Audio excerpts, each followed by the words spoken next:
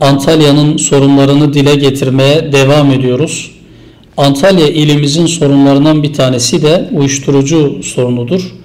Malum son dönemlerde aileler bu konuda ciddi bir şekilde şikayetlerini dile getirmektedirler.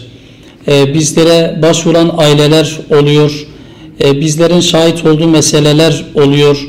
Aynı zamanda uyuşturucu ile ilgili basına düşen, kamuoyunun takip ettiği meseleler oluyor.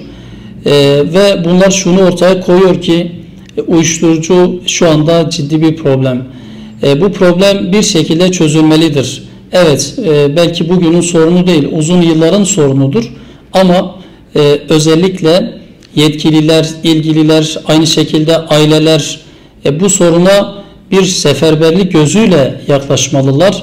Çünkü bu sorun gerçekten toplumu gerçek anlamda, gençleri gerçek anlamda değerlerinden uzaklaştıran bir sorun.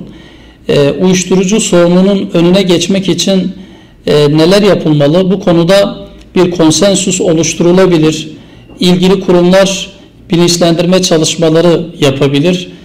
Müftülük, İl Milli Eğitim Müdürlükleri, İl Gençlik ve Spor Müdürlükleri toplumu meşru daire içerisinde bilinçlendirmek zorundadırlar.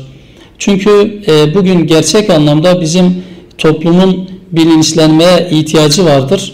Tabii uyuşturucu sorununun aslında arka planında artan maneviyatsızlık da vardır. Aynı zamanda toplumda yine çoğalan dünyevileşme marazı da vardır. Maneviyatsızlığa çözüm üretilmelidir. Üretilmesiyle birlikte bu sorunun daha azalması açısından hem ailelere, hem sivil toplum kuruluşlarına, hem siyasi partilere, yani toplum adına söz sahibi olduğunu düşünen herkese görevler düşüyor.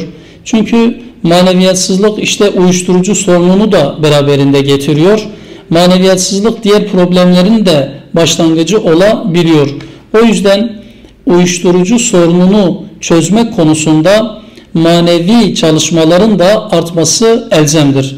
İnşallah bizler Hüdapar olarak memleketimizin sorunlarını tespit etmeye, bu sorunların çözümü için adımlar atmaya, girişimlerde bulunmaya, ilgili kurumları harekete geçirmeye devam edeceğiz. Çünkü bizler memlekete hizmet etmeyi istiyoruz. Bizler gençlerimizin sorunlarının çözülmesi gerektiğini düşünüyoruz. Malum gençler gelecektir. Toplumun geleceği gençlerden oluşacaktır. Gençlerimizin manevi değerlerine bağlı bir şekilde yetişmesi geleceğimizi de aydınlıklı hale getirecektir.